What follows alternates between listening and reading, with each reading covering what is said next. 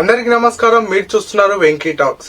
ఈ రోజు మన ఈ వీడియోలో భారతదేశంలో ఎన్నో చారిత్రాత్మకమైన దేవాలయాలు ఉన్నాయి. వాటి వెనకాల ఎంతో చరిత్ర కూడా ఉంది. ఎన్నో దేవాలయాలు, ఎన్నో ప్రసిద్ధిగాంచిన పుణ్యక్షేత్రాలు మన భారతదేశంలో కొలువుతీరి ఉన్నాయి. అందులో కొన్ని దేవాలయాలు, వాటి చరిత్ర, వాటి వెనుక ఉన్న రహస్యాలేంటో వీడియోలో తెలుసుకుందాం. ఇవి కేవలం భక్తితో కూడిన ప్రదేశాలు కావు, ఎన్నో రహస్యాలు దాచుకున్న ప్రదేశాలు. అనంత పద్మనాభ స్వామి టెంపుల్లో ఉన్న ఒక గది ఇప్పటి వరకు ఎందుకు తెరవలేదని ఆలోచించారా? యాగంటి బసవన్న పెరుగుతున్నది నిజమేనా?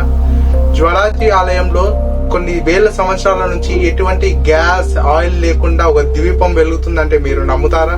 మల్లూరు నరసింహస్వామి మనిషి వలె మెత్తగా ఉంటాడంటే మీరు నమ్ముతారా? సిద్ధిగాంచిన పూరి జగన్నాథుడి దేవాలయం వెనకాల ఎన్నో రహస్యాలు ఉన్నాయంటే మీరు నమ్ముతారా? మీరు నమ్మి తీరాల్సిందే. ఎందుకంటే సైంటిస్టులు కూడా దీని వెనుకాల ఉన్న పరమార్థాన్ని వెతకలేకపోయారు. అంత గొప్పటి పుణ్యక్షేత్రాలను ఈ వీడియోలో అవి ఎక్కడున్నాయి, వాటి యొక్క ప్రత్యేకత ఏమిటో ఈ వీడియోలో తెలుసుకుందాం. మొదటిది పూరి జగన్నాథ టెంపుల్.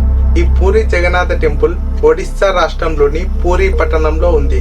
ఈ పూరి జగన్నాథ టెంపుల్ లో శ్రీకృష్ణుడు జగన్నాథ రూపంలో దర్శనమిస్తాడు. బలరాముడు, సుభద్రాదేవి మనకు దేవదేవతలుగా మనకు దర్శనమిస్తారు. ఈ ఆలయం 12వ శతాబ్దంలో నిర్మించబడింది.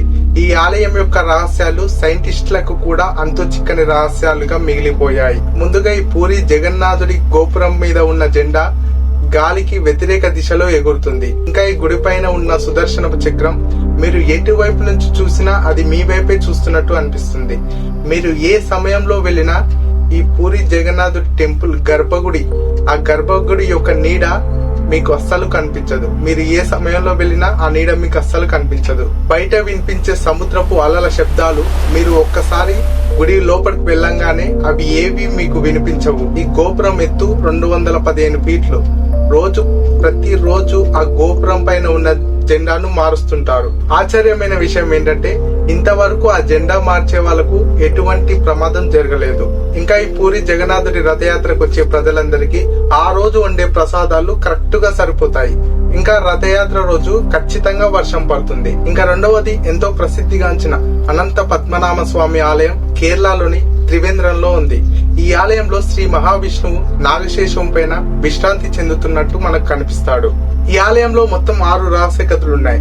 6 రహస్య గదులకు 6 పేర్లు పెట్టారు. అందులో vault A, vault B, vault C, vault E, vault D ఇలా 6 పేర్లు పెట్టారు. 5 గదులను తెరిచారు, కానీ ఆ వాల్ట్ బి అనే గదిని ఇప్పటి వరకు తెరవలేకపోతున్నారు. ఆ గదిలో కొన్ని కోట్లు విలువ చేసే వజ్ర వైడూర్యాలు, బంగారాలు ఉన్నాయని అంటున్నారు, కానీ అది ఇప్పటి వరకు తెరవలేకపోతున్నారు. ఆ గది నాగబంధనం అనే ఒక మంత్రంతో మూసివేశారంట. ఆ నాగబంధనం వేసిన వారైతేనే ఆ గదిని తెరవగలరని అంటున్నారు. చాలా మంది ఈ గదిని తెరవడానికి ప్రయత్నించి తమ ప్రాణాలను పోగొట్టుకున్నారు. అప్పటి నుంచి కేరళ ప్రభుత్వం ఆ గది వైపుకి ఎవరిని వెళ్లనివ్వట్లేదు. వాల్ట్ పి అనే గది ఇప్పటికీ చరిత్రలో ఒక మిస్టరీగానే మిగిలిపోయింది. ఇంకా మూడవది జ్వాలాజీ దేవాలయం. ఈ దేవాలయం హిమాచల్ ప్రదేశ్ లోని కాంగ్రాలయలో ఉంది. ఈ దేవాలయంలోని అగ్ని కొన్ని వేల సంవత్సరాల నుంచి ఎటువంటి ఆయిల్, గ్యాస్ లేకుండా వెలుగుతుంది. సైంటిస్టులు కూడా ఈ అగ్ని ఎక్కడి నుంచి వస్తుందో అని చెప్పలేకపోయారు. ఈ ఆలయంలోని అగ్ని 9 ద్వారాల నుంచి వస్తుంది.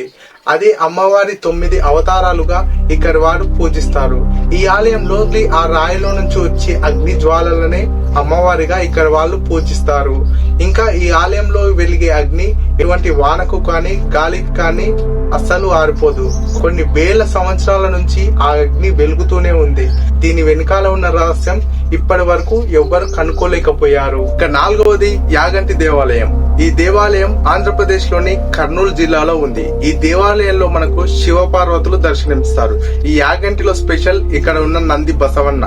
ఎందుకంటే ఇక్కడ ఉన్న నంది ప్రతి 20 ఏళ్లకు 1 అంగుళం పెరుగుతుందంట. ఇది నేను చెబుతున్న విషయం కాదు, సైంటిస్టులు పరిశోధించి మరి ఇక్కడ నిజంగానే నంది పెరుగుతుందని చెప్పారు. బ్రహ్మంగారు కాలజ్ఞానంలో కూడా రాశారు, ఇక్కడ ఉన్న నంది కలియుగాంతంలో లేచి రంక వేస్తుంది. అది విన్న వాళ్ళంతా చెవులలో నుంచి రక్తం వచ్చి చనిపోతారని బ్రహ్మంగారు కాలజ్ఞానంలో కూడా రాశారు. ఇంకా ఈ యాగంటిలో ఒక్క కాకి కూడా కనిపించదు. ఎందుకంటే అగస్త్య మహర్షి శాపం వల్ల ఇక్కడ ఒక్క కాకి కూడా కనిపించదని ఇక్కడ వాళ్ళు చెప్తుంటారు. మీలో ఎంతమంది ఈ యాగంటి క్షేత్రాన్ని దర్శించారో కామెంట్ చేయండి.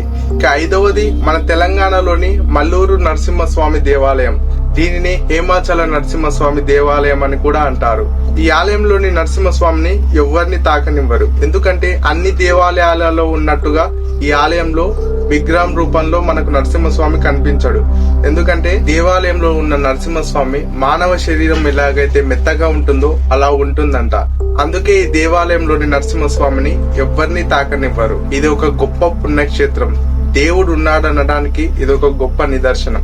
మల్లూరు నరసింహస్వామి గాని, పూరి జగన్నాథుడు గాని, యాగంటి బసవన్న గాని, జ్వలాజీ దేవాలయం గాని ఇవి ఒక గొప్ప పుణ్యక్షేత్రాలు.